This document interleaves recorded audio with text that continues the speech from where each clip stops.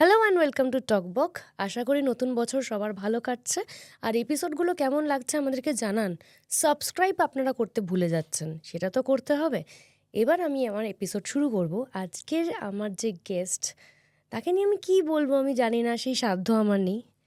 Theatre জগতে রাজ করে বেরিয়েছেন এখন, বাংলা ওয়েব সিরিজ এবং সিনেমাতে যার অবাধ বিচরণ, অনুজয় চট্টোপাধ্যায়। ওয়েলকাম টু টকবক। থ্যাংক ইউ সো আমার মাচ। ভীষণ ভালো লাগছে তোমাকে সামনে এরকম একটা চেয়ারে পেয়ে। আমি এই চেয়ারটার জন্য আমি কতটা যোগ্য আমি জানি না, তবে আমি তোমার থিয়েটার দেখেছি, মানে আমি তোমার হিউজ ফ্যান, মানে তোমার স্টেজের অন্তত। এবার তোমার মানে সিরিজের কাজ অনেক দেখেছি, অনেকগুলোই দেখা হয়নি। একেন দেখেছি, চিক ফ্লিক দেখেছি, অনেক কাজই দেখেছি, আবার অনেক কাজই দেখা হয়ে ওঠেনি। কিন্তু তোমার স্টেজ পারফরমেন্স, মানে তুমি রাজা হয়ে যাও। মানে কি বলবো, তুমি, অর্ণদা, অনির্বাণদা, আরো অনেকে রয়েছে যাদের নাম আমার সঙ্গে উচ্চারণ করলে তারা সকলেই আমার মানে একজন সরাসরি মাস্টারমশাই অর্ণদা, আরেকজন মানে আমি তার দুরাগত ছাত্র আর কি। তিনি পাঠ করতেন, আমি দূর থেকে দেখতাম অনির্বাণদা। মানে তোমাদের না, মানে কি বলে, একটা অরা কাজ করে না, সেই অরাটা তোমাদের মধ্যে কাজ করে। মানে তোমরা সামনে দাঁড়ালে সে একটা অরা থাকে। এবার তোমার আমার প্রশ্ন, যেটা কি প্রশ্ন করবো হারিয়ে যাচ্ছি, আমি বাকরুদ্ধ হয়ে যাচ্ছি। আমরা দুজন গপ্প করতেই বসেছি একদম। যেটা জানার, মানে তোমার সম্পর্কে আমার অনেক কিছু জানার রয়েছে, মানে অনেক কিছুই।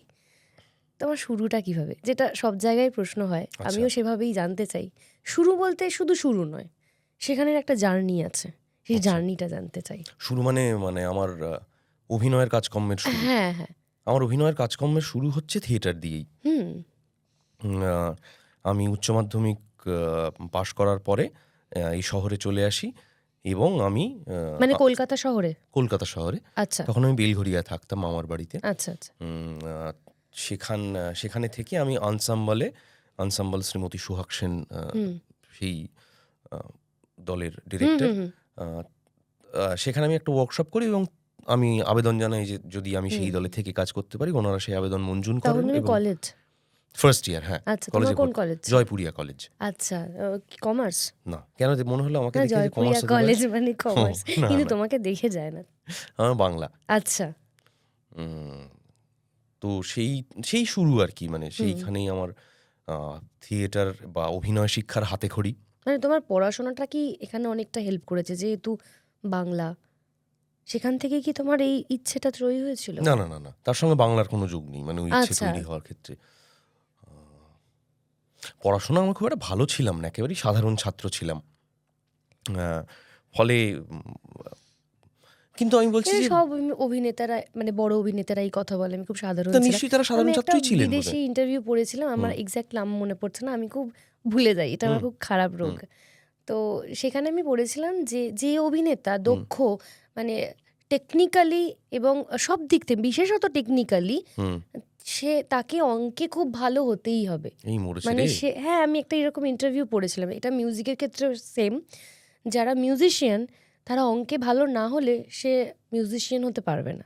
সেমনিও নাকি অভিনয়টাও একটা অঙ্কের মতো।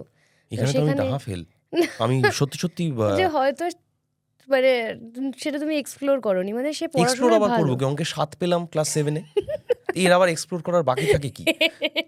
মানে এটা সত্যি ঘটনা। সত্যি, এটা শুনেছি। আমার বাবা জিজ্ঞাসা করেছিলেন যে তুমি 7 পেলে কি করে? মানে এটা কঠিন কাজ, কারণ আমার মানে বাবা কাকা সবাই খুবই তারা বিজ্ঞানের ছাত্র এবং চমৎকার রেজাল্ট করতেন। কেউ অভিনয় জগতের নয়? না, তারা কেউ অভিনয় জগৎ, মানে বাবা কাকা কেউই অভিনয় জগতের নয়। আমার মামা থিয়েটার করেন, অশোক মজুমদার ওনার নাম। সেই সূত্রেই আমার অভিনয়ে আশা বা অভিনেতা হওয়ার ইচ্ছে তৈরি হওয়া, সবটাই মামার জন্য আর কি। কি বলছিলাম বলো তো, আমি আবার কি বলছিলাম সেটা ভুলে যাই। তুমি কি মানে তারপরে সোহাগ সেনের? তারপরে সেই থিয়েটার আমার শুরু। ওখানে আমি বোধহয় বছর 6-7 আমি ওই দলে কাজ করেছিলাম মেম্বার হিসেবে। তার পরবর্তীকালে বেলঘরিয়া অভিমুখ আমাদের দল, নিজেদের দল তৈরি হয় এবং তারপরে আমরা অনেক ভাঙা দলের বন্ধুরা মিলে বেলঘরিয়া অভিমুখ তৈরি হয় এবং আমরা থিয়েটার করা শুরু করি। এর মাঝে আমি মানে এই বেলঘরিয়া অভিমুখ এই অধ্যায়ের থেকে আমি বাইরের দলের থেকে আমার একটু ডাক আসে, যাকে বলে ফ্রিল্যান্স অ্যাক্টর। সেই হিসেবে আমি বেশ কয়েকটা থিয়েটারে পাঠ করি। ফলে সেই আমার শুরু, মানে থিয়েটার দিয়েই আমার শুরু। এই থিয়েটার দিয়ে আমার শুরু, মানে এখন সেটা শেষ হয়ে গেছে এমন নয় কিন্তু, মানে না আমি না, সেটা চলছেই, অবশ্যই চলছে এবং চলবেই। খুবই মানে এখন ঠিক সময় পাই না টাইপের ব্যাপার আমার নেই। আমি মানে তোমার যেভাবে কাছে থিয়েটার প্রায়োরিটি ম্যাটার্স, সময়টা বের করে নাও।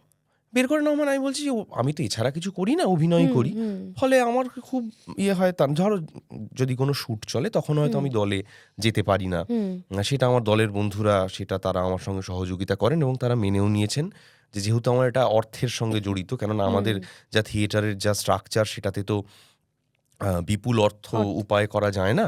ফলে তারা সেটা জানেন। আর আমাদের এখানে বেশিরভাগ ক্ষেত্রেই অন্য একটি পেশা থাকে এবং তারা ঠিক। থিয়েটার করেন। খুব কয়েকজন অভিনেতা এমন আছেন যারা কেবল থিয়েটারই করেন, যেমন শ্রীদেব শঙ্কর হালদার। সেইটা মানে গুরুস্থানীয় অভিনেতা তাঁরা। ফলে এই আর কি, ফলে সেইটা, ফলে আমি মানে সেই তার মানে থিয়েটার করি এবং এই এই আর কি। অনুদাদা, তুমি এত বছর ধরে থিয়েটার করছো, মানে বেশ অনেকগুলো বছর হয়ে গেল। হ্যাঁ, প্রথম থিয়েটার থেকে অর্থ উপার্জন কিরকম ছিল? আচ্ছা, মনে পড়লো, ভাবছিলাম যে কোন থিয়েটার থেকে পেয়েছি। তার আগে আমি একটা অর্থ উপার্জন করেছিলাম আমাদের আমার জয়পুরিয়া কলেজ। তা আমার আচ্ছা, আমি কিন্তু 11-12 আবার সায়েন্স পড়েছি আর কি। আচ্ছা, হ্যাঁ। সেটা খুব যোগ্যতার থেকে নয়। আমার এক মাস্টারমশাই বলেছিলেন যে মানে তখন আমি জানি যে আমি অভিনয় করতে চাইছি মাধ্যমিকের পরে। তার সঙ্গে বিজ্ঞানের কি যোগ, এই তুমি এক্ষুনি আগে বলছিলে যে ভালো অঙ্কে ভালো হতে হয়। হ্যাঁ হ্যাঁ, আমি একটা সেটা খুব ইন্টারভিউতে জটিল। পড়েছিলাম। কি মুশকিল, এক একজন এক এক রকম করে ভাবেন, দেখেন। তো যাই হোক, তো সেই 11-12 আমার সেই মাস্টারমশাই, ইংরেজির মাস্টারমশাই, উনি যার কাছে ও, আমি একটা পয়েন্ট মিস করে গেছি, হঠাৎ মনে পড়লো। হুম, এবং চঞ্চল হতে হবে।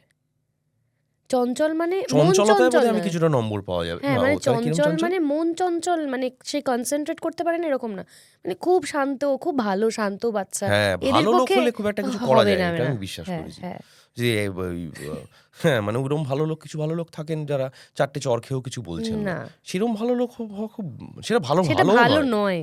মানে ওই ভালোটা আমার মনে হয় না পারা থেকে আসে। একদমই তাই। কি বলছিলেন হ্যাঁ, তারপর মনে করো? তুমি বলো। প্রথম অর্থ উপার্জন প্রথম থিয়েটার অর্থ, হ্যাঁ। সেইটা হচ্ছে যে, হ্যাঁ, তো আমি সায়েন্স পড়ে তারপর বাংলা অনার্স পড়তে এসেছিলাম। সেই ফাঁদে আমি আর পা দিইনি। 11-12 এর ইন্টিগ্রেশনের ফাঁদে আমি কেন যে পা দিয়েছিলাম এইটা তারপরে আর, আমিও ভুগেছি, বিশ্বাস ওরে করো। বাবা রে বাবা, উফ! যাই হোক, সেই স্মৃতি আমি আর মনে করতে চাইছি না, যে ভয়াবহ সেসব স্মৃতি।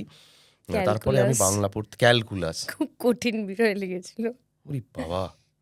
যাই হোক, সে ছেড়ে কিন্তু দাও, ওই আলোচনা। লিমিটটা একটু সোজা ছিল। কি ছিল? লিমিট বলে যে সেকশনটা ছিল সেটা একটু সোজা ছিল। আমার মনেই নেই।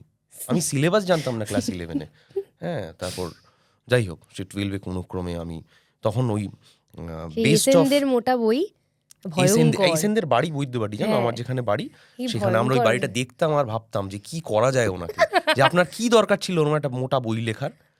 তো উনি নাকি আবার পড়াতেনও, সেখানে আমাদের বন্ধুরা পড়তেও যেত, যা যে বই লিখেছেন তার কাছে পড়তে যেত। যাই হোক, তো এখন বিষয় হচ্ছে যে তারপরে আমি বাংলা অনার্স পড়তে আসি এবং আমার পাস সাবজেক্ট ছিল হচ্ছে ফিলোসফি আর হিস্ট্রি।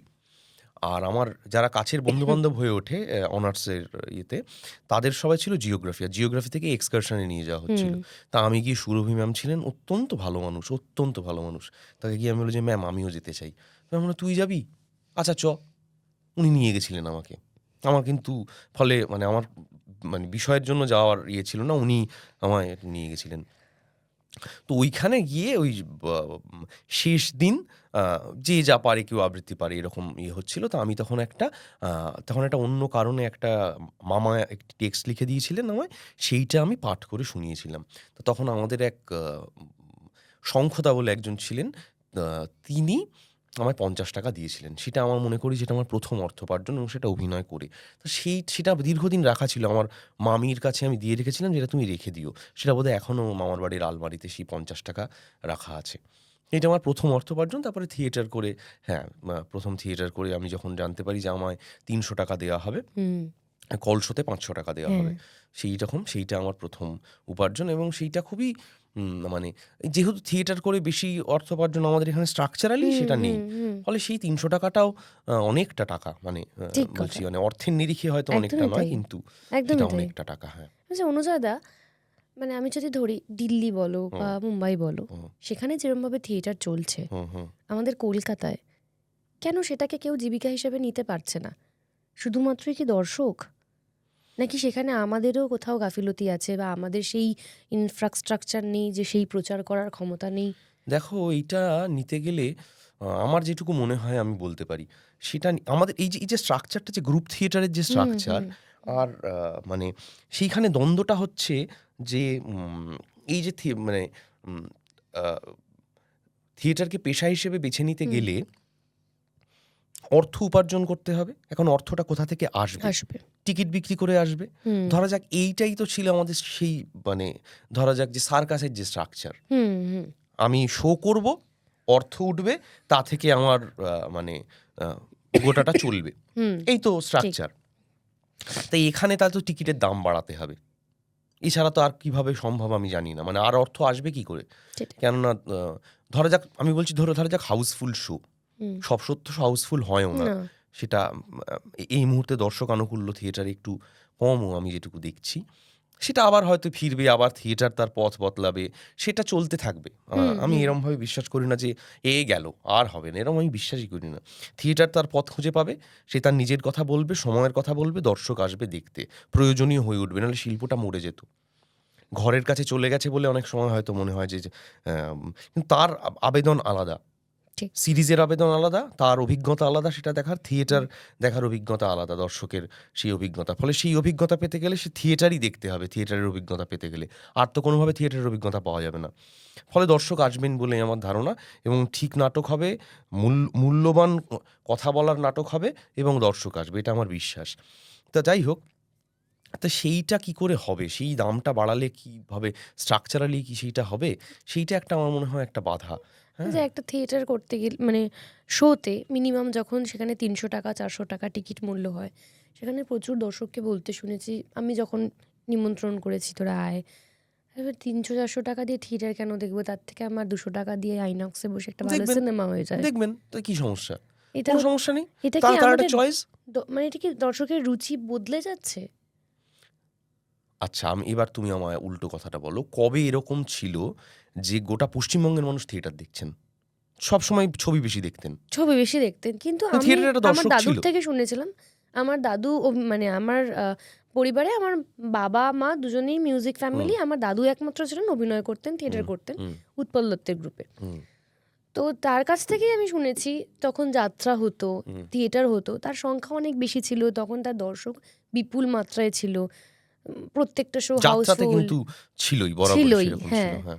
তো সেখানে থিয়েটারের যে নাট্য উৎসবগুলো সেটা অনেক বেশি সংখ্যা ছিল। এখন কম্পিটিশন শো থিয়েটার বেশি ছিল। কম্পিটিশন শো বেশি ছিল, একাঙ্ক নাটক ছিল, অনেক রকম কিছু ছিল। তো সেই সময় তো দর্শক তাহলে দেখতো, তাহলে এখন না, কেন? সেটা আমার মনে হয় না যে দর্শক হচ্ছে না বলে সেগুলো বন্ধ হয়ে গেছে। আমরা কোনো কিছুই আমাদের যা ছিল ধরে রাখতে পারিনি। কিছুই ধরে রাখতে পারিনি। মানে সেটা মানে ধরা যাক আমার পাড়া মানে আমার হুম যে স্টেশন এলাকা বৈদ্যবাটি, সেখানে একটা কম্পিটিশন হতো। সেটা কি দর্শক হতো না বলে হাহুতাশ করে বন্ধ হয়ে গেছে? কখনোই নয়। সংগঠন ব্যর্থ হয়েছে। আমাদের তো সংগঠন ব্যর্থ হয়েছে। বিবিধ ক্ষেত্রে সাংগঠনিক জায়গা ব্যর্থ হয়েছে। সেটা সময়ের জন্যই হয়েছে। একা হয়ে গেছি আমরা। সংগঠন ব্যর্থ হয়েছে। সেটার জন্য মানে কেবল দর্শক আনুকূল্য নয়, সেটা একটা কারণ হতে পারে। কিন্তু কেবল সেটাই কারণ, এটা আমি বিশ্বাস করি না। এখানে কি অনুদানটাও ফ্যাক্টর করে? যেখানে আরে দুর্গাপুজোর অনুদানের ক্লাব অনেক বেশি টাকা পাচ্ছে, সেখানে আরে থিয়েটার দল। অনুদানের জন্য থিয়েটার কোনোদিনই, প্রথম ধরা যাক বিজন ভট্টাচার্য হুম নবান্ন হুম করছেন, হুম অনুদানের তখন ভরসায় তো করেছিলেন? একদম এটা না। বলার ছিল বলে উনি থিয়েটার করেছিলেন। একদমই তাই। পিএলটি, তুমি পিএলটির কথা হুম হুম এক্ষুনি হুম বললে, হুম তাদের যে নাটক অঙ্গার করছেন হুম তারা, হুম হুম তারা তো মানে সরাসরি রাষ্ট্রবিরোধী অবস্থান নিয়েছেন। ঠিক। সেটা কি রাষ্ট্রের টাকার জন্য? রাষ্ট্র টাকা দেবে একটা মাইনরিটি আর্টকে? কোনো আর্টকে রাষ্ট্র, আমাদের এই রকম দেশগুলোতে রাষ্ট্র সেই অর্থে বিনিয়োগ নেই, রাষ্ট্রীয় বিনিয়োগ। তা সেই টাকার ভরসায় কি হয়? সেরকম হয় না। তার জন্য মানে সে এটা আদর্শ অবস্থানের কথা বলছো। হ্যাঁ হ্যাঁ, সেই অবস্থান তো আমাদের দেশে কোনোদিন কোনো কালেই ছিল না। ঠিক। সেই ব্যর্থতাটা, সামগ্রিক ব্যর্থতা, সেটা থিয়েটারের উপর গিয়ে পড়েছে। সেই একদমই মানে একদমই আমার তুমি মনে ঠিক হয়। কথা বললে, আমাদের সংগঠন সেখানে ফেল করেছে। মানুষ আমরা হিসেবে আমরা একদমই বিবিধ তাই। ক্ষেত্রে আমরা ব্যর্থ হয়েছি, কিন্তু সেটাই আলটিমেট বলে আমি বিশ্বাস করি না। আমি একদমই হতাশাবাদী মানুষই নই যে শেষ, তাহলে তো বেঁচে থাকারই গন্ডগোল হয়ে গেল। ওই যে কথাটা আছে না, যতক্ষণ শ্বাস ততক্ষণ আস। ঠিক। সেটা সেটা আমি মানে সবকিছু হাল ছেড়ে দিয়ে বসে থেকে তো হবে না, কাজ করেই সেটা লড়ে করতে যেতে হবে। হবে, আবার আমাদেরকেই সংগঠনের লড়ে চেষ্টা করতে হবে, আবার সংগঠন ব্যর্থ হবে, এরকম চলতে থাকবে। বাধা আসবে, বিবিধ বাধা, প্রলোভনের বাধা আসবে, অন্য জায়গায় চলে যাবেন সংগঠনের মানুষ, তাদের জীবিকা অন্য পথে ঠিক। টেনে নিয়ে চলে যাবে থিয়েটারের ইয়ে থেকে। তো সেগুলো হবে, কিন্তু ঠিক। আবার সংগঠনকে উঠে দাঁড়াতে হবে। নাটক ব্যর্থ হলেই সংগঠন ভাঙে, নাটক সফল হলে সংগঠন থাকে, তো এই তো চলতে ঠিক থাকে। আছে। অনুযায়ী আর একটা প্রশ্ন যেটা জানার ছিল সেটা হচ্ছে যে আবার সিনেমায় আসি। সিনেমার ভাষা বদলেছে, নতুনভাবে ওয়েব সিরিজ এসেছে, সেটার একটা গল্প বলার ধরন রয়েছে। মাঝখানে যখন আমরা মানে হার্ডকোর কমার্শিয়াল, মানে কমার্শিয়াল সব ছবি, কিন্তু যেটাকে আমরা হার্ডকোর বুঝতে কমার্শিয়াল পেরেছি, হ্যাঁ। বলছি, সেই সময় যারা থিয়েটার করতেন, মানে থিয়েটার কর্মী যারা আমরা ছিলাম বা তোমরা যারা ছিলে, তাদের গ্রহণযোগ্যতাটা কতটা ছিল? এই আমি অত পুরনো নই যে তুমি বলছো সেই সময় অত, আমি না তখনও না না, চুর করছি। আমি জানি, আমি সেটা হ্যাঁ, বলছি না। হ্যাঁ, না, তুমি বুঝতে পেরেছি। অভিনয় করছো, মানে তখনও তো অনির্বাণদা ছিল, অর্ণদা ছিল। হুম, হ্যাঁ, কারণ আমি ছোটবেলা থেকে শিব স্যারের কাছে ক্লাস করেছিলাম। তখন অর্ণদাকে আমার মনে নেই, কারণ আমি অনেক ছোট তখন। আবছা আবছা মনে আছে যখন তোতা কাহিনী হয়েছে বা এই প্রোডাকশানগুলো হয়েছে। তো যাই হোক, সেই সময় তো কমার্শিয়াল ছবি হচ্ছে, দেবজিৎ সেই সময় স্টার, মানে সেইরকম একটা মাস্কিউলার ফিগার, সেরকম একটা দেখতে, দেখার থেকেও বড় কথা ওই হিরোইজমটা থাকতে হবে। তখন গ্রুপ থিয়েটার থেকে তো কোনো অভিনেতাদের নেওয়া হতো না। তখন তাদের একটা আলাদা লবি ছিল, গোষ্ঠী ছিল, সেই গোষ্ঠীর মধ্যে থেকেই। এখন সিনেমার ভাষা বদলেছে, এখন এই স্টারডাম নেই, এখন হিরো মানেই আমাদের হিরোর সংজ্ঞাটা বদলে গেছে। এই রেভলিউশনটা কিভাবে এলো আমার মনে হয় তোমার যে কাছে? স্বাভাবিক হয়েছে আরো অনেক বেশি। হ্যাঁ। মানে হিরোর সংজ্ঞা কিন্তু সবসময় বদলাতে বদলাতে এসছে। ঠিক। মানে এটা আমি আমার দেখা থেকে বলতে পারি। মানে আমি আলাদা করে তো ওভাবে আমি সমাজবিজ্ঞানের ছাত্র নই যে আমি ওরমভাবে বলতে পারবো। আমার দেখা থেকে বলতে পারি। ধরা যাক রাজেশ খান্না যেরকমভাবে হিরোকে দেখতেন বা তার চরিত্রায়নকে তিনি যেভাবে তিনি করতেন, ধরা যাক নামক হারাম, ছবিটা বললাম আমার খুব প্রিয় ছবি। তারপরে যখন অমিতাভ বচ্চন আসছেন, তখন পৃথিবী বদলাচ্ছে। ৭-এর দশক আসছে, অ্যাংরি ইয়াং ম্যান, সেখানে হয়তো অমিতাভ বচ্চনের মধ্যে সেইটা ঢুকে পড়ছে। পরবর্তীকালে আরও বদলাতে বদলাতে আসছে। এই যে বদল, সমাজের বদলের সঙ্গে হিরোর বদলটা আসছে। এখন যে সময়ে এসে আমরা দাঁড়িয়েছি, আমাদের কোনো কিছুই আর ব্যক্তিগত নেই, কিচ্ছু। আমাদের কোনো ইনফরমেশন ব্যক্তিগত নেই। হ্যাঁ, এই মাঝখানে একটি অ্যাপ নিয়ে বিবিধ লেখাপত্তর চলছে। গোপন চিঠি পাঠানোর একটা অ্যাপ, সেটা আমি দেখছিলাম যে একজন লিখেছেন তিনি আনইনস্টল করতে পারছেন না। আচ্ছা, এরকম হয়েছে? হ্যাঁ, মানে কি বলছেন যে আমি অতটা জানিও না, আমি অ্যাপের মধ্যেও আমি নেই। যে কি একটা তার তিনি আবার আবেদন জানিয়েছেন সামাজিক মাধ্যমে যে কি করে করবো একটু বলে দিন। তো কিছুই ব্যক্তিগত নেই, এটা আমি একটা ইনফরমেশনের ভিত্তিতে বললাম। এখন ফলে সেইটা আমার মনে হয় যে সে এখন নায়ক আরও স্বাভাবিক হয়েছে। যে যত স্বাভাবিকভাবে সেটাকে অ্যাপ্রোচ করতে পারবেন সেটা হয়েছে, এটা নায়ক বদলের সংজ্ঞা। এবং সেটা আমরা সারা পৃথিবী জুড়ে দেখছি। এবং তার আরেকটা কারণও কি বলতো, যে ধরা যাক যে যে বিপ্লবটা ঘটে গেছে দুম করে, সেটা হচ্ছে যে মানে উই অর্থে মানে বিপ্লব বলছি না, বিপ্লব কিন্তু দুম করেই হয়েছে, মানে খুব যে একটা টাইম নিয়েছে তা নয়, আবিষ্কারের সঙ্গে হয়েছে, একদমই তাই, তোমার হাতের কাছে চলে এসছে। একদমই তাই। হ্যাঁ, ফলে তুমি ওটা পৃথিবীর মানুষের অভিনয় খুব চট করে দেখতে পাচ্ছ। শুধু অভিনয়ই নয়, ধরা যাক আমি বলছি গাজাতে, এরকম ভিডিও তুমি দেখতে পাবে। গাজাতে একজন গিটারিস্ট, সব তার ধ্বংস হয়ে গেছে একটা বাড়ি, তার সামনে বসে উনি গিটার বাজাচ্ছেন। ভায়োলিন টিচার বললেও একটা সিনেমা ছিল, যেটার অরুণ প্রেরণায় ভায়োলিন প্লেয়ার। হ্যাঁ হ্যাঁ হ্যাঁ, তো সেগুলো তো তুমি দেখতে পাচ্ছ। ফলে সেই বদলটা হয়েছে, ফলে সেই অনুযায়ী সেই প্রয়োজনে আমার মনে হয় যে অভিনেতা নির্বাচনও বদলেছে। সেটা সব জায়গাতেই বদলেছে।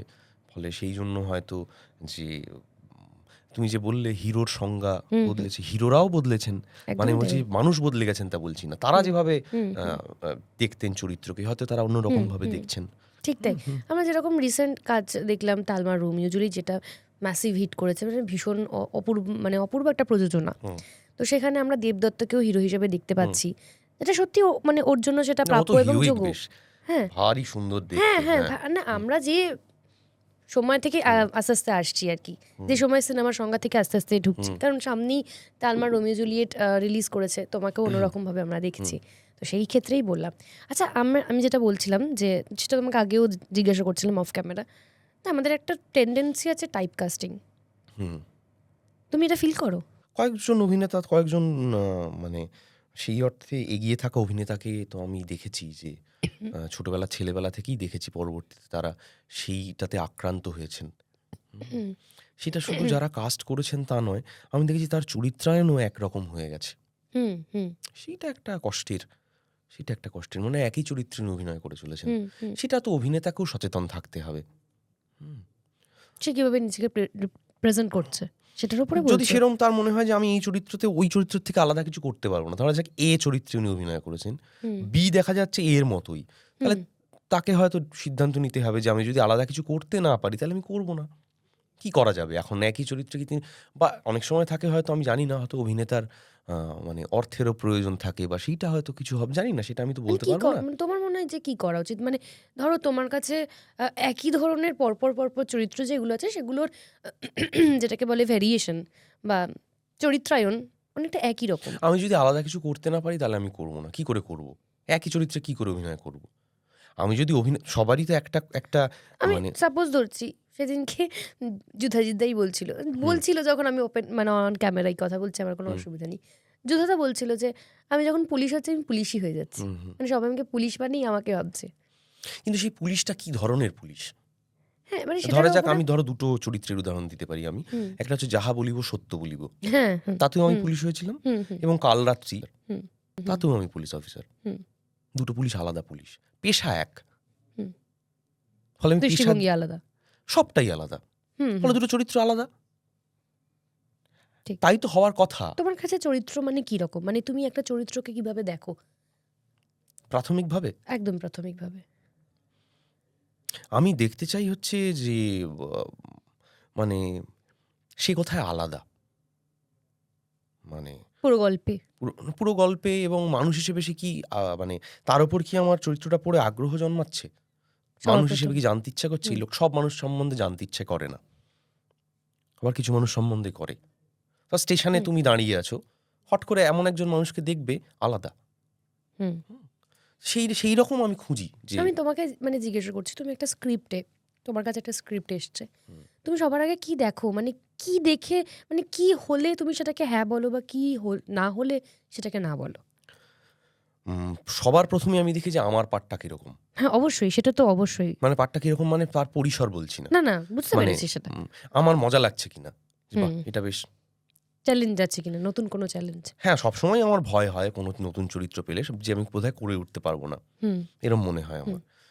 ঠিকটা বোধহয় হবে না, এরম সত্যি সত্যি হয় আমার, এরম মনে হয়, প্রথমেই মনে হয় আমার সেটা। তারপরে সেটা আরেকটা হচ্ছে, তারপর পাশাপাশি যেটা আসে, মানে নির্দেশক কে, কেন কি এই হচ্ছে? মানুষটা আমার জীবনে খুব ইম্পর্টেন্ট। কে নির্দেশক, হুম কে ডিরেক্টর, তার সঙ্গে, সেই মানুষটার সঙ্গে আমার বন্ডিং মানে সেটা একটু কথা বলতে পারতে হতে হবে, না অবশ্যই। হলে অসুবিধা হয় আমার। কারণ তিনি সেই মানুষ, দেখো চরিত্রায়ন তো ওই রকম হয় যে আমিও ব্যক্তি মানুষটা মিশে যাচ্ছি ওই চরিত্রের মধ্যে, হুম সেইটা আমার কাছে খুব মনে হয় যে আমি এই মুহূর্তে দাঁড়িয়ে চরিত্রকে এভাবেই দেখি, যে আমিও তার মধ্যে আছি। ও আমাকে বাদ রেখে ওই অমুক চরিত্রটা হওয়া যাবে না, আমিও ঢুকে পড়ব।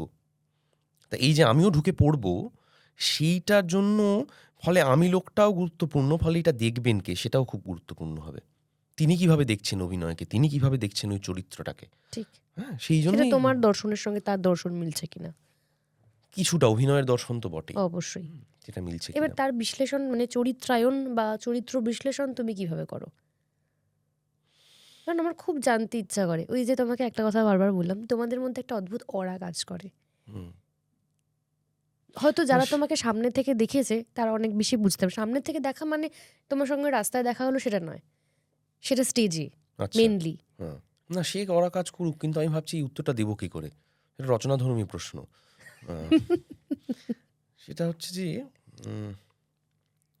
মানে আমি আসলে একটা চরিত্র পাওয়ার পরে এইটা প্রাথমিকভাবে আমি মানে বোঝার চেষ্টা করি যে দেখো একটা চরিত্র যদি আমি ধরে নিচ্ছি চরিত্রটা ভালো লেগেছে, এরকম অবস্থাতেই আমি ধরে নিচ্ছি, সেটি চরিত্রটা আমার মধ্যে ক্রিয়া করতে শুরু করে সঙ্গে সঙ্গে, মানে ক্রিয়া করতে শুরু করে মানে আমি বলতে চাই আমি চরিত্র হয়ে উঠছি সেই ক্রিয়ার কথা বলছি না, আমার মনে কোথায় ওই লোকটা লুকিয়ে আছে সেইটা আমার একটা ক্রিয়া করতে শুরু করে, আর তার সঙ্গে সঙ্গে হয় দেখনদারি আসে, আমার এটা হয়, চরিত্রটা আমি করতে শুরু করি, আমি তখন মনকে বোঝাই না না অভিনয় করো না, এক্ষুনি অভিনয় করো না, হবে না, ফলে তাকে আমি আবার টেনে আনি।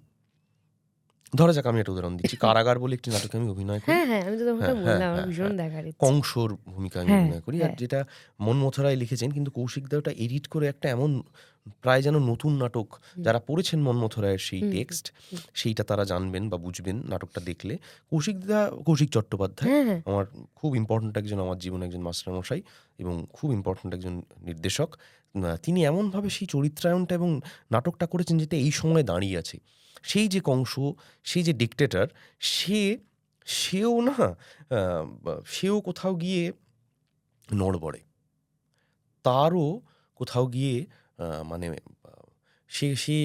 সেই সর্বোচ্চ নয়, তারও হেরে যাওয়া আছে, সেইটা কৌশিকদা অপূর্ব করে বের করে এনেছেন, এই সময়টা এমন করে ধরা আছে না, তো এইটা, এবং তার মধ্যে না যাকে এক্ষুনি কথা হচ্ছিল যে একটা হিরোইজম আছে, হ্যাঁ, এবং আমিও চাই আমার সমস্ত চরিত্রের মধ্যে সেটা থাকুক, সেটা স্বাভাবিকভাবে সেটার মধ্যে ঢুকে যাক, মানে সেটার জন্য বাড়তি দেখনদারি নয়, সেই রকম মনে হয়, সেরকম অভিনেতাদের অভিনয় আমার ভাল লাগে। মানে সেই চরিত্রে কি তুমি সেই ছোট, মানে আমরা যেরকম থিয়েটারে শিখে এসেছি ত্রিমাত্রিক বিশ্লেষণ, তার আগে পরে তার চেহারা সব কিছু, কি তোমার মধ্যে সেই বিষয়টা চলে নাকি?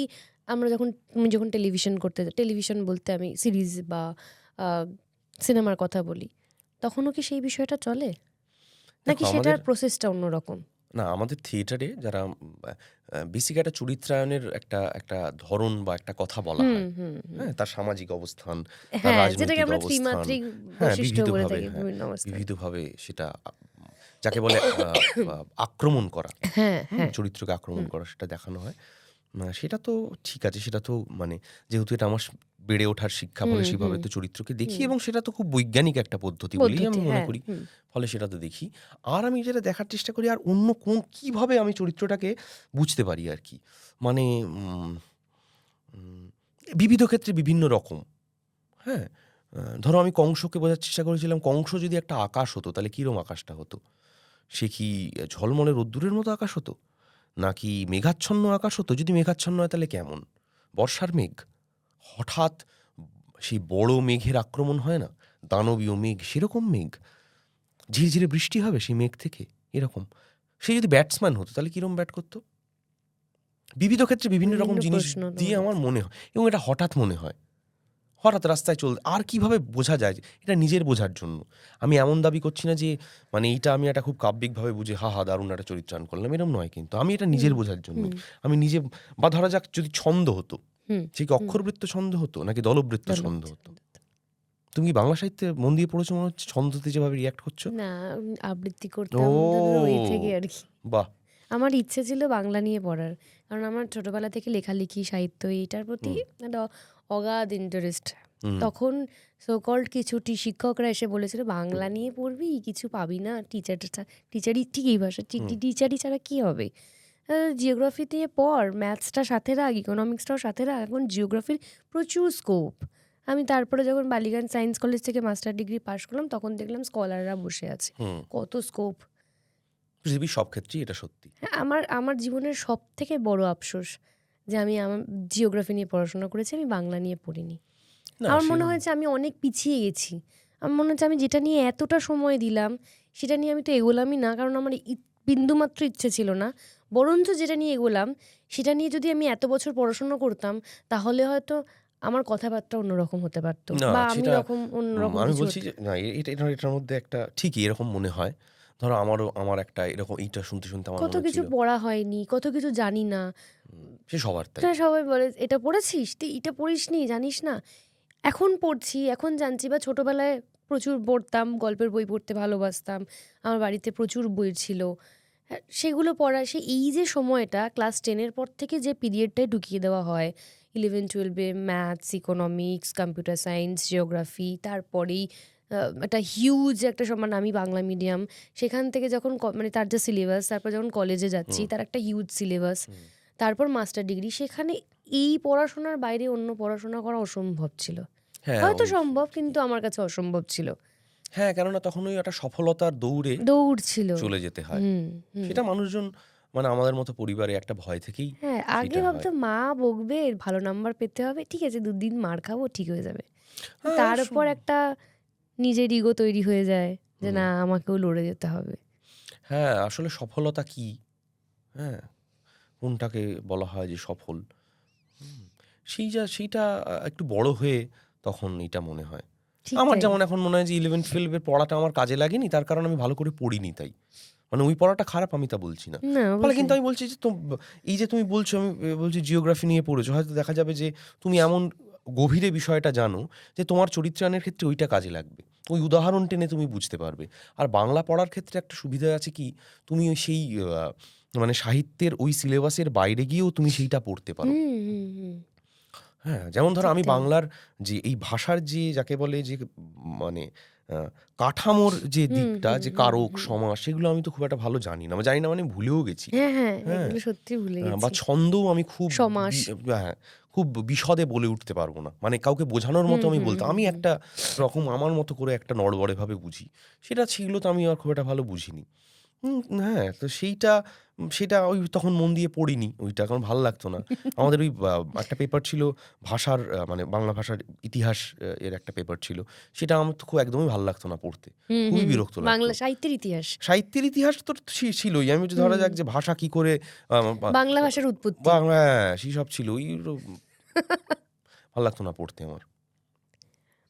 বেশ, এরপরে আসি যে আমার যে মূল প্রশ্নটা তার আগেও তোমাকে করেছিলাম, মূল প্রশ্ন বলছি তার কারণ এটা দর্শকদের কাছেও অনেকের জানতে চাওয়া, কারণ অনেকেই চেষ্টা করছে। থিয়েটার থেকে যখন তুমি ব্যাক টু ব্যাক সিরিজ, এই সুযোগটা কিভাবে হলো? এটা আমি জানি না, মানে নির্দেশকরা মনে করেছেন আমি যোগ্য, তাই তারা আমায় পাঠ দিয়েছেন, মানে এটা আর কিছুই না। আমি যখনই যেরকম পার্টি পেয়েছি, আমার কাজ যেটুকু যা সুযোগ পেয়েছি সেটা মানে তার প্রতি সুবিচার করা, আমার যতটুকু সীমিত ক্ষমতার মধ্যে সেটা ঠিক করে পাঠটা করার। আর আমি মনে করি যে সেই থেকেই হয়তো হয়েছে, মানে সেই পাঠ করার পর অন্য নির্দেশকদের ভালো লেগেছে, তাঁরা ডেকেছেন, সেরকমভাবেই হয়েছে। হ্যাঁ, এখন হইচইতে তোমার পরপর কাজ রয়েছে, তোমার মেমোরেবল কিছু ঘটনা? এই এমন একটা প্রশ্ন করলে না, এই আমি তো খুবই, আমার মাথা ফাঁকা হয়ে যায়। এতগুলো চরিত্র, মানে এতগুলো চরিত্র, এত রকম পাঠ করার সময় স্মৃতির কথা বলছো নাকি আমার যা মনে আসছে? বিভিন্ন ধরো শুটিং মেমোরিজ যেগুলো তৈরি, এত শিল্পীর সঙ্গে একসঙ্গে কাজ করেছো, রিসেন্ট তালমার রোমিও জুলিয়েট, একটা অন্যরকম কাজ। আমি আমার একটা এই কথা বলতে আমার যখন দুর্গ রহস্য করবার জন্য আমি যখন যে ফোনটা পাই, সেটা আমার খুব আনন্দের সময় ছিল, কেননা একটা বড় কাজ, সেইখানে আমি একটি বড় চরিত্রে অভিনয় করব, এবং গুরুত্বপূর্ণ বড় অর্থাৎ পরিসরে বড় তোর চরিত্রভাবে হয় না, কিন্তু সেইটা আমার খুব আনন্দের, ওই ফোন কলটা আমার খুব আনন্দের ছিল। হ্যাঁ, সেইটা। আর তারপরে প্রথম অনির্বাণদার সঙ্গে অভিনয় করলাম দুর্গ রহস্যতে, তো সেইটা আমার খুব ভালো লেগেছিল। হ্যাঁ, ভালো অভিনেতা মানে আমি বলছি বা দেখো, ভালো বিবিধ রকমভাবে ভালো হয়।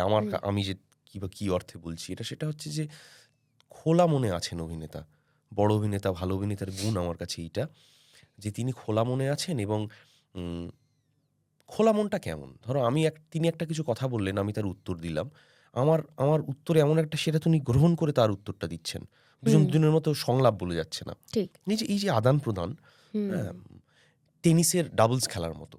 ঠিক, এই যে নিতে পারা বিষয়টা, এটা তো খুব চ্যালেঞ্জের বিষয়।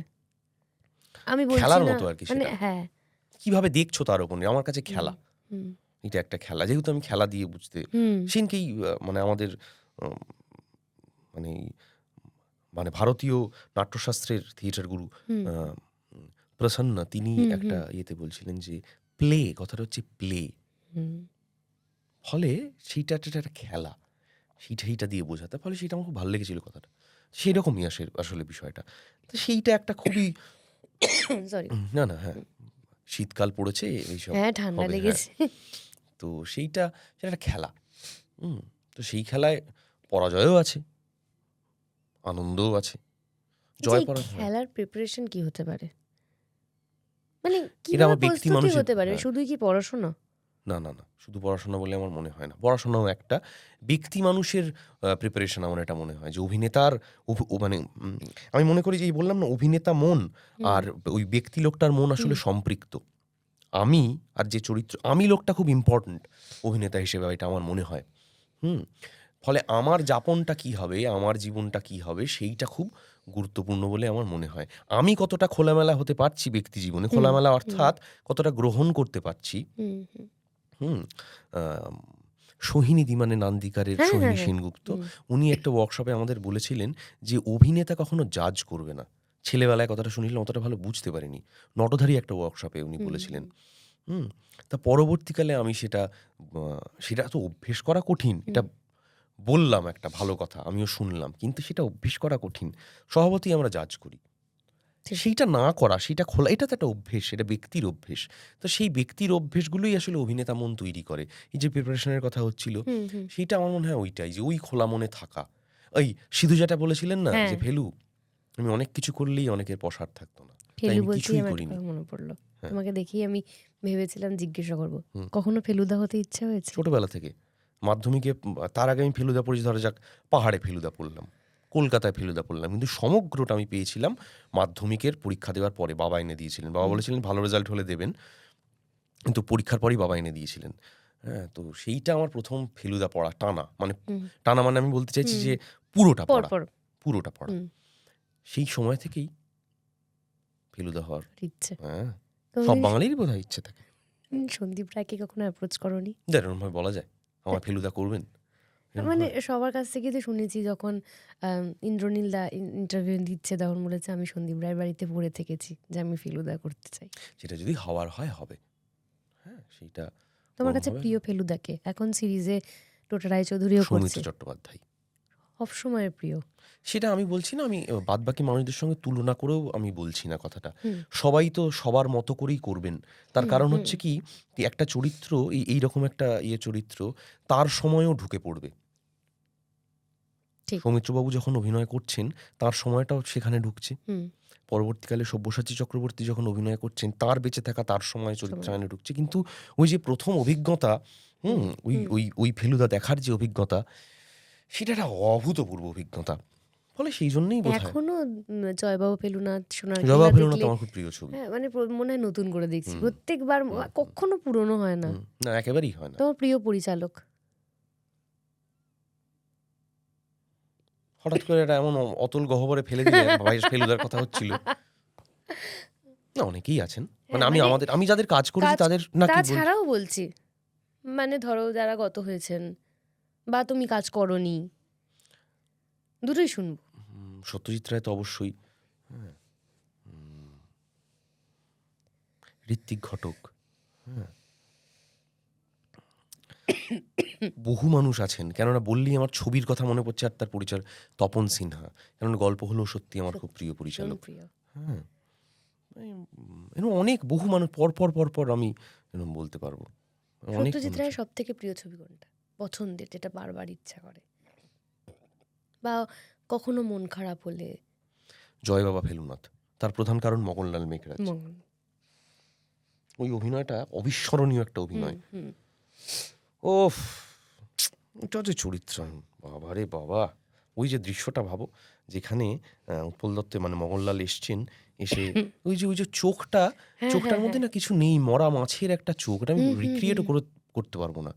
কিরম ভাবে উনি চেয়ে আছেন একটা, হ্যাঁ, সে বলছেন সবার কাছে আমি বলি না, দরকার পড়লে নিয়ে নে। এই যে এটা আমি নকল করতে গিয়ে আমি দেখলাম, আমার মনটা কেমন শান্ত হয়ে গেল। ওই যে মনটা, ওই যে চেয়ে থাকাটা, হ্যাঁ, ওফ। আর এক সব থেকে পছন্দের চরিত্র যেটা তুমি সবসময় করতে চাইবে ফেলুদা ছাড়া, সেটা যে কোনো সাহিত্যের হতে পারে, সেটা নিয়ে সিনেমা হয়েছে হতে পারে, বা হয়নি হতে পারে, হয় না একটা ড্রিম প্রজেক্ট, যে এরকম একটা চরিত্র আমি পেলে? কালবেলার অনিমেষ হতে পারে সেটা।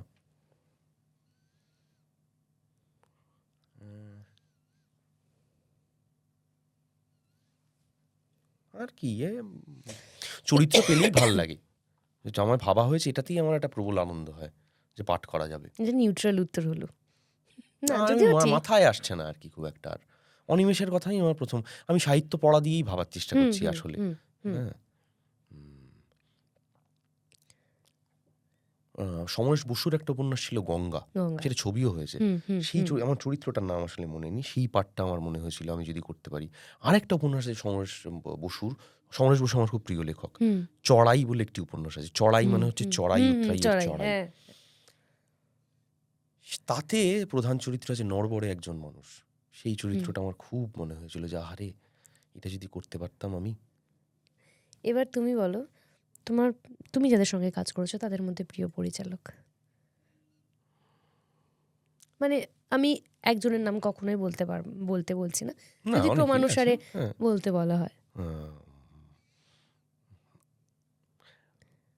চন্দ্রাশিস রায়ের কথা আমি বলবো, যাহা বলিব সত্য বলিব। আমার অপূর্ব লেগেছে, কি অপূর্ব একজন মানুষ। এই যে বললাম ব্যক্তি মানুষ খুব ইম্পর্টেন্ট, এত সুন্দর কথা বলা যায়।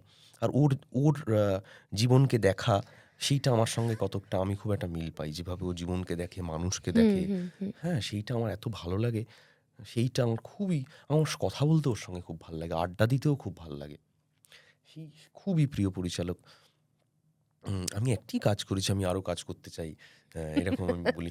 এবং আমি খুব অনেস্টলি বলছি যে আমার একটুখানি দ্বিধাবোধই হয়, লজ্জাই লাগে ওরমভাবে মানুষকে আমি বলতে পারি না যে আমায় নিন না, এরকম বলতে পারি না।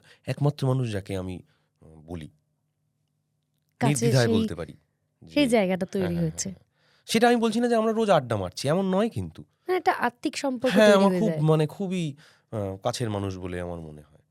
এরপর যদি হয়, এরপর 5 জন বলতে হবে না, সত্যিই আছে। সৃজিত দা একজন খুবই গুরুত্বপূর্ণ মানুষ, কেননা সৃজিত দা কি সুন্দর সব চরিত্র দিয়েছেন আমাকে।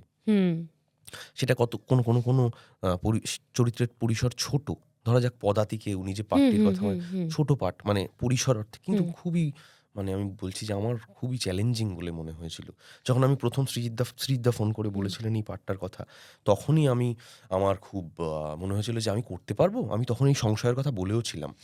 তখন আমি বলেছিলাম যে মানে আপনি একটু বলবেন, যে আমি তো বুঝেও কী করে করবো। একজন পিতা, সেই আমার পিতৃত্ব বোধই সেই অর্থে, মানে আমি নেই, হ্যাঁ, মানে সে এক অর্থে আছে সে, কিন্তু মানে সেটা তোর অভিজ্ঞতার বিষয়, পিতৃত্ব একটা অভিজ্ঞতা, সেটা আমার নেই। এবং সন্তানের মৃত্যু, সেটা কি দিয়ে রিপ্লেস করব, সেইটা মানে খুবই জটিল একটা মন। যাই হোক, সেটা মানুষজনের ভালোই লেগেছে যারা বলেছেন, এবং সৃজিতদার ভালো লেগেছিল, উনি আমায় বলেছিলেন পরে। এটা খুবই আমার ভালো লাগার বিষয়। রমাপতির মতো চরিত্র দিয়েছিলেন।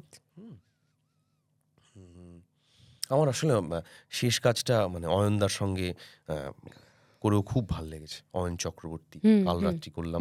অয়নদার সঙ্গে আমার দ্বিতীয় কাজ নিখোঁজ বলে একটি সিরিজ, খুবই বেশ মানে দর্শক সমাদৃত একটি সিরিজ নিখোঁজ। তাতেও আমি একটু, অয়নদা খুব সুন্দর মানে যাকে বলে নিরুপদ্রব একজন নির্দেশক। হ্যাঁ, উনি কিছুতেই অভিনেতার ওপর ঝাঁপিয়ে পড়েন না, উনি দূরে থাকেন, কিন্তু খুবই তীক্ষ্ণ নজর থাকে।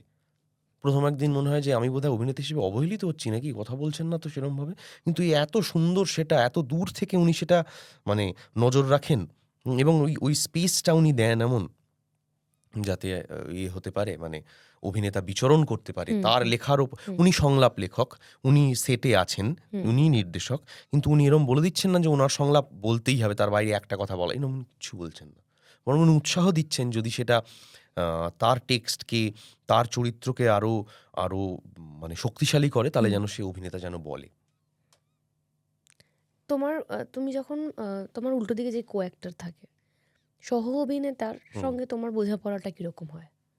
আমি সবসময় চাই একটা বন্ধুত্ব হলে ভালো হয়। হ্যাঁ, কারণ থিয়েটার করতে গেলে দীর্ঘদিন রিহার্সাল, দীর্ঘদিনের একটা বন্ডিং, একটা অদ্ভুত ভাইবস অটোমেটিক্যালি ম্যাচ করে যায়। সেটা অপরিচিত হলেও অটোমেটিকভাবে হয়ে যায় কোথাও না কোথাও, এক্সেপশন আলাদা বিষয়। কিন্তু যখন তুমি সিনেমা বা সিরিজ, সেখানে প্রথমবার কারোর মানে সেই সহ অভিনেতার সঙ্গে মিট করছো, তো সেখানে তোমাদের বোঝাপড়াটা কিরকম হয়? দেখো, সবার সঙ্গেই যে বন্ধুত্ব হয়ে ওঠে এমন তো না, এটা হওয়ার কথাও না, সব মানুষের সঙ্গে কি করে বন্ধুত্ব হবে। কিন্তু একটা মানে কাজ করার প্রয়োজনে একটা বেসিক বন্ধুত্বের বোধহয় প্রয়োজন হয়। হুম। সেইটুকু হয়ে যায়, মানে খুব মানে একটা সিন, মানে সেখানে তোমার সহ অভিনেতা এবং তোমার আদান প্রদানের মাধ্যমে তো একটা সিন তৈরি ঠিক হয়ে ঠিক ওঠে। এবার সেখানে যদি সেই বন্ডিং বা সেই রসায়ন তৈরি যদি না হয়, তাহলে তো সেই সিনটা কি খুব মাঠে মারা যাবে টেকনিক্যালি খেললেও কি আম, ঠিকঠাক মানে না, আপ টু কি দ্য করে মার্ক হবে? হবে? না, হবে না, সব হবে না, কি করে হবে? এটা তো মানে মানে তোমাদের সাদা বাংলা। না, আমি বলছি যে তোমাদের প্র্যাকটিসটা কিরকম ভাবে হয়? দেখো, তোমরা এখন একটা যে পর্যায়ে তুমি অভিনয় করছো, সেখানে আমি জানি না ওয়ার্কশপ কিরকম হয় না না, হয়। হয়, বেশ কিছু কাজেই হয়, অন্তত 1 দিন 2 দিন বসা তো হয়। আচ্ছা, বেশ। সব ক্ষেত্রেই হয় এমন নয়, কিছু কিছু ক্ষেত্রে হয়তো হয় না, কিন্তু মানে দেখা সাক্ষাৎ একটু কথা, মানে আমি তো যেমন খুবই চাই যে নির্দেশকের সঙ্গে একদিন হুম কথা বলতে, হুম সামনাসামনি কথা না বললে সেটা হয় না। আমি এটা হুম। প্রায় সব কাজই আমি যা যা করেছি, হ্যাঁ, আমি এই যে তো কথা আমরা যেমন বলেছি। আগে থেকে মানে নাটকে বলতে পারি, তোর এই কিউটা আমি নেব, বা আমি এই কিউ, মানে এই যে বোঝাপড়াটা বা এই যে মানে বিষয়টা, সেটা কি সেটা না, কোনো আমি সিরিজে বলছি হয়? আমার ক্ষেত্রে যেটা আমার এরকম মনে হয়, সেটা হচ্ছে আগে থেকে প্রায় ঠিক না করা। যে স্পন্টেনিয়াসলি যা হবে হ্যাঁ, হবে, সেই খোলা রাখাটা যদি হয়, মানে ওই তাহলে ওটা মনে খেলাটা, হয় যে প্রথমবার হচ্ছে, মানে সত্যি অর্থেই হচ্ছে। ওই খেলাটা। ওই এবার খেলাটা। এবার তোমার উল্টো দিকে যে রয়েছে, সে যদি সেই খেলাটা না নিতে পারে, ধরো সেক্ষেত্রে তোমার কি হতে পারে, মানে কি করবে, মানে কিছু সিনের করবো না। স্বার্থে হোক বা কি কাজের করব? কিছু স্বার্থে? করার নেই।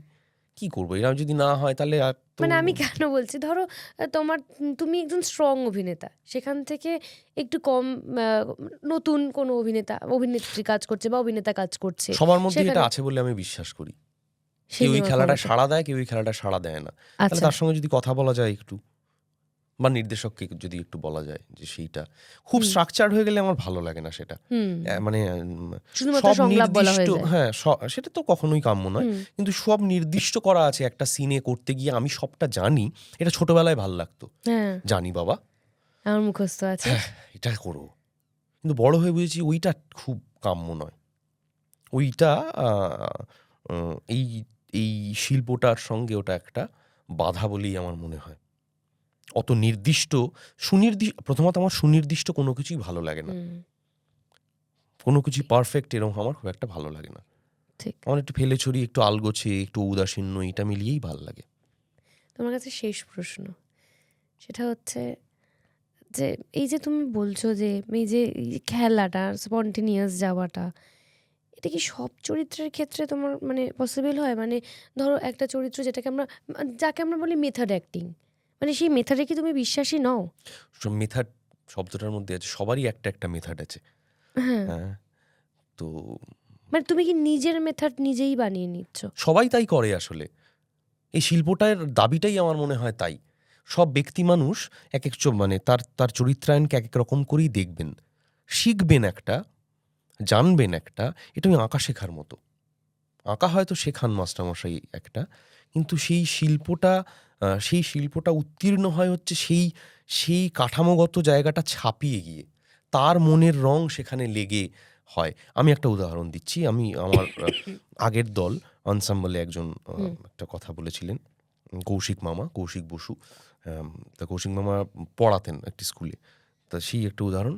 তো একজন ফিজিক্সের মাস্টারমশাই আর একজন আঁকার মাস্টারমশাই কথা বলছেন স্টাফ রুমে। খাতা দেখছেন বোধহয়, আঁকা দেখছেন এরকম। তা যিনি আঁকার মাস্টারমশাই, তিনি একটি ছেলে খুব অপূর্ব এঁকেছে, সুন্দর এঁকেছে। আকাশকে নীল রং করেছে, হ্যাঁ, বাড়িকে তার গাছের রং করেছে।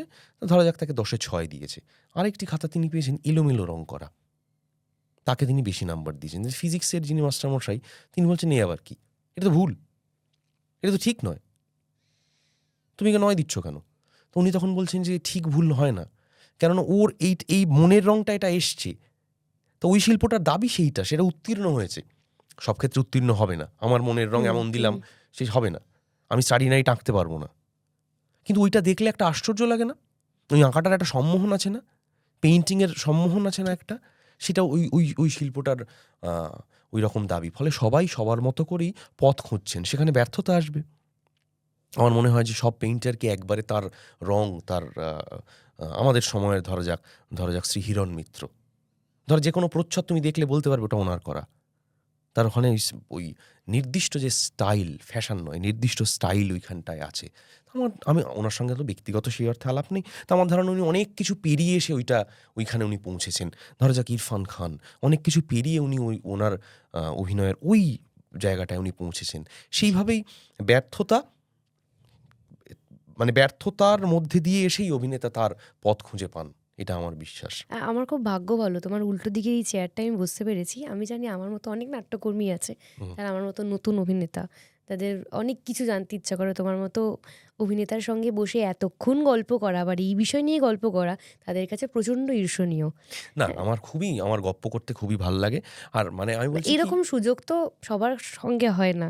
না, এবার আমার কাছে এই প্ল্যাটফর্মটা আছে বলে আমি এই সুযোগটা তোমার কাছে পেয়েছি। আরেকটা কি জানো তো স্বরলিপি, সেটা হচ্ছে যে এই যে বলছি আমি, আসলে আমি সবটা জেনে বলছি এমন নয়, কিন্তু যে আমার কাছে সমস্ত উত্তর আছে নাট্যশাস্ত্র নিয়ে, ভালো ভালো প্রশ্ন করো, আমি ভালো ভালো কথা বলবো, এরম নয়। আমি বলতে বলতেও বোঝার চেষ্টা করছি। এবার এখন আমার যেটা মনে হচ্ছে এই সময় দাঁড়িয়ে, সেটা আমি বলছি, সেটা বদলেও যাবে। এই শিল্পটাই তো ওই রকম, মানুষ বদলে যাবে, তার মেথড বদলে যাবে, সেটাই সবটাই জানা, মানে এই আর কি।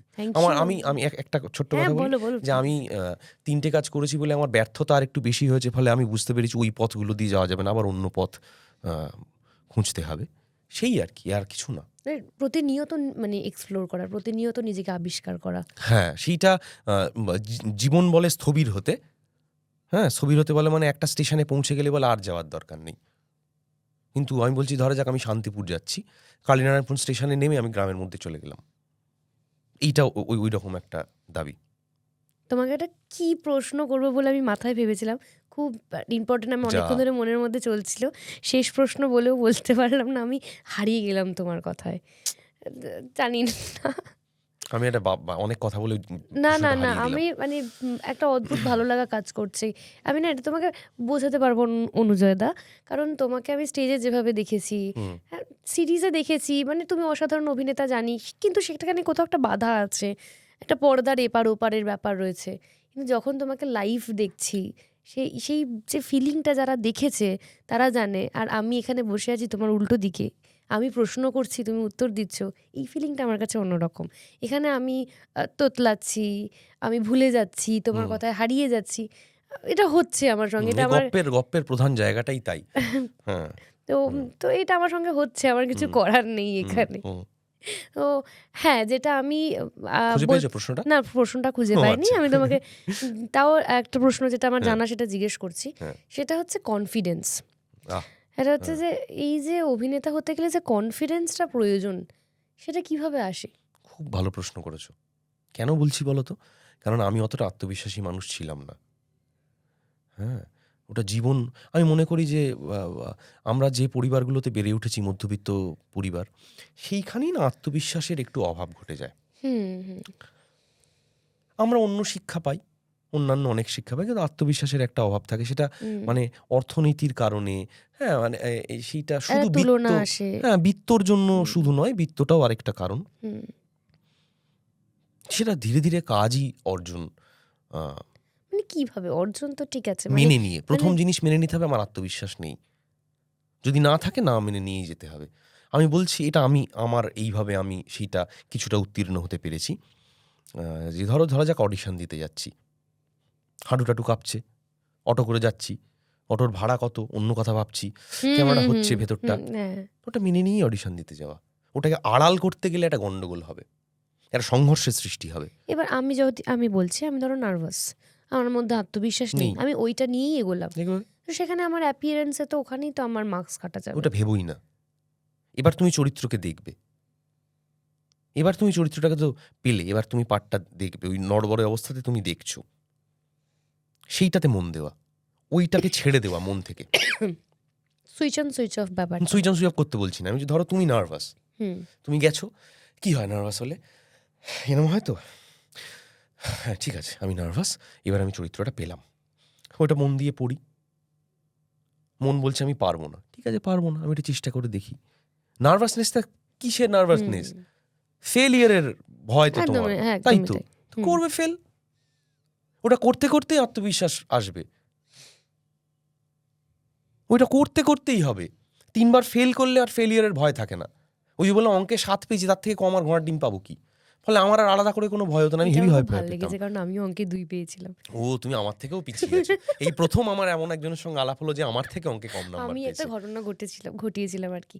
তো আমার বাবা বাইরে থাকতেন, যেহেতু বাবা মিউজিশিয়ান ছিলেন, তো বাবা বহু বছর লন্ডনে ছিলেন ট্রিনিটি কলেজের, আচ্ছা তখন বাবা ওখানে চাকরি করছেন। তো না, বাবা তখন এটিসিএল এফটিসিএল ওখানে যে ফেলোশিপ হয় সেটা করছেন। তো বাবা মাঝে মধ্যে 2 মাস 3 মাস অন্তর অন্তর আসতেন। তখন আমাদের ইউনিট টেস্টের রেজাল্ট বেরিয়েছে, অঙ্কে 2 পেয়েছি। তো মায়ের কাছে বললে বেধড়ক মার খাবো, মানে বেধড়ক, মানে ঢুকতে দেবে না, সারা রাত বারান্দায় দাঁড় করিয়ে রাখবে, এরকম একটা ব্যাপার। বাবাকে চুপি চুপি বলেছি, বলছে ঠিক আছে দাঁড়া, 0-2 বসানো, তার পাশে বাবার একটা 0 বসিয়েছে, 20-তে 20 পেয়েছি। মা এবার সে বলছে আগে একটা 0 বসানো কেন? বলছে তুমি জানো না আজকালকার, বাবা বোঝাচ্ছে, আজকালকার ছেলে মেয়েদের জানো না, আগের বই পিছে নাম্বার বসিয়ে দেবে। তো 20-তে 20 পেয়েছে, তাহলে আবার আগে পিছে নাম্বারটা বসাবে কেন? সব রেজাল্টেই তো বসাচ্ছে, ওই জন্য এখানেও বসিয়ে দিয়েছে। এবার তারপরে তো বাবাকে দিয়ে সই করিয়ে আবার সেটা স্কুলে নিয়ে যেতে হবে। বাবা আবার সেটাকে হোয়াইটনার দিয়ে, সেটাকে ব্লেড দিয়ে চেঁচে সুন্দর করে একেবারে করে, মানে সেটা নিয়ে। আর আমার বাড়িতে কুকুর আছে, তো বলতে বলেছে যে বলবি গিয়ে কুকুরে আঁচড়ে দিয়েছে বা এরকম কিছু বা লালা ফেলে দিয়েছে, সেটা বাবা ঠিক করে দিয়েছে। এরকম ভাবে চালিয়ে দিলাম। তারপর এভাবেই চললো। তো তোমার এই যারা এখানে বসে বলে আমি খুব অঙ্কে খারাপ ছিলাম, আমি না ভেতর থেকে একটা অদ্ভুত কনফিডেন্স পাই, না ঠিক রাস্তায় আছি। অনুজয় দা, টকবকে এসে কেমন লাগলো, আর টকবকের দর্শকদের কি বলবে? আমার খুব আনন্দ হলো, এতক্ষণ কথা বলা গেল। আর এটা আমি তোমার আগেই বলেছিলাম, এই সেটটা আমার খুব ভালো লেগেছে। হ্যাঁ, খুব একটা বেশ চমৎকার জমিয়ে কথা বলা যায়, আড্ডা দেওয়া যায় এমন একটা জায়গা। তো সেইটা আমার খুব, তোমার সাথে এতক্ষণ আড্ডা দেওয়া গেল, হ্যাঁ সেটা খুবই আমার গপ্প করতে আসলে খুব ভালো লাগে। আমার কাছে অনেক বড় পাওনা। না না না, খুবই ভালো লাগে। আমি তোমার অন্যান্য এপিসোডগুলো দেখেছি, আমার খুব ভালো লেগেছে। Thank you so much Anujoy দা। হ্যাঁ, তো সেইটা আমার কথা আমার মানে খুবই ভালো লাগলো।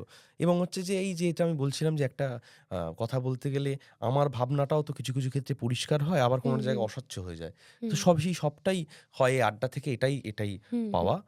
আর টকবকের দর্শকদের যেটা আমার বলা সেটা হচ্ছে যে এই ধরনের মানে আড্ডা আমার ব্যক্তিগতভাবে খুব পছন্দের। ফলে যারা এটা নিয়মিত দেখছেন তাদের কাছে মানে কৃতজ্ঞতা, ভালোবাসা। তো ফলে এই আড্ডা চলতে থাকে, এবং আড্ডা দেখাটাও আসলে একটা আড্ডা। হ্যাঁ, মানে মানুষ এখন শুনতে ভালোবাসে, সেটাও শুনতে বাঙালি বরাবরই আড্ডা প্রিয়। সেটা যেন থাকে, একদমই। ফলে সেটা চলতে থাকুক। আর টকবকের জন্য অনেক শুভেচ্ছা, ভালোবাসা। টকবক থ্যাংক ইউ, বক বক করতে করতে আরো এগিয়ে যায়। Thank you Anujay the.